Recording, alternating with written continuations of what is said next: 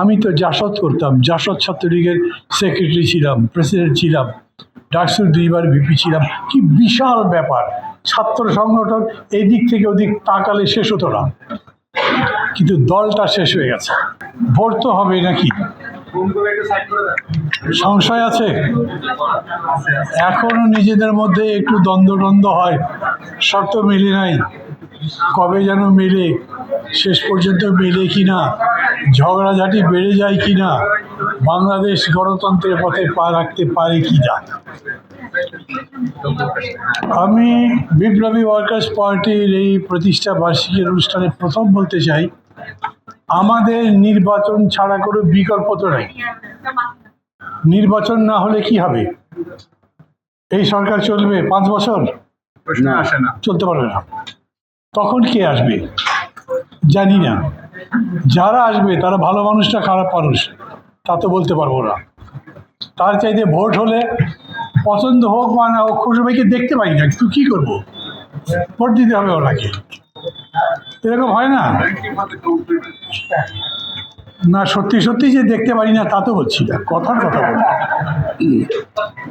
দেখতে তো পারি, এতগুলো বছর ধরে একসাথে আন্দোলন করছি, সামনেও একসাথে যেতে পারবো আশা করি, ভালোভাবে যেতে পারবো। যেই আকাঙ্ক্ষা নিয়ে লড়াইটা করেছি সেই আকাঙ্ক্ষার বাস্তবায়ন করতে পারবো সেরকম চিন্তা করি। আর ওরা যদি না করে, আরে না করতে শেখ মুজিবও তো করে নাই, শেখ হাসিনাও করে নাই, রাজনীতি করেছি না।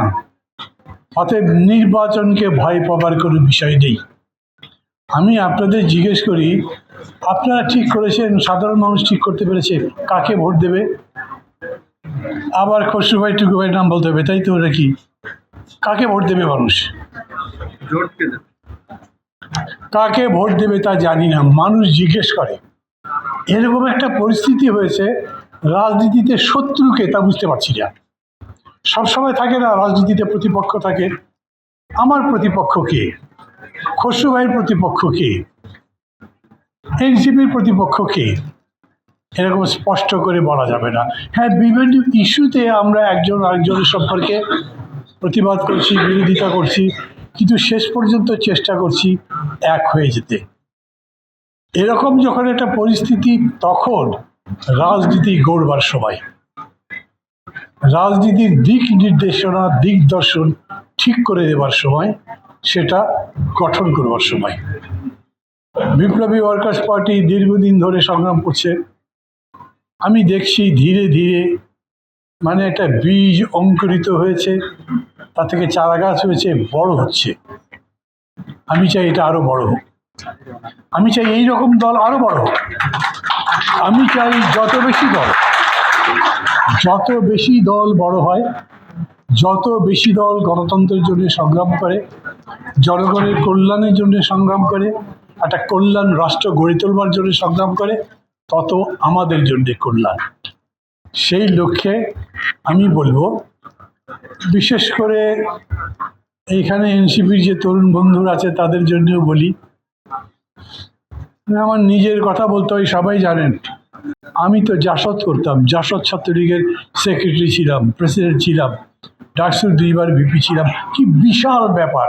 ছাত্র সংগঠন এদিক থেকে ওদিক তাকালে শেষ হতো না, কিন্তু দলটা শেষ হয়ে গেছে। রাজনীতি কেবল আবেগের বিষয় নয়, রাজনীতি খুবই একটা শৈলীর মতো, রাজনীতি একটা নারীর সূচিকর্মের মতো, রাজনীতি একটা চিত্রকর্মের মতো। বাংলাদেশ কি এখন ওই রকম করে গড়বার সময়। সেই প্রত্যাশা আমি যেমন বিএনপির প্রতি করি, সেরকম এনসিপির প্রতি করি, সেই রকম নিজের প্রতি আস্থা রাখি, সেই রকম রাজনীতি গড়ে তোলবার চেষ্টা করি।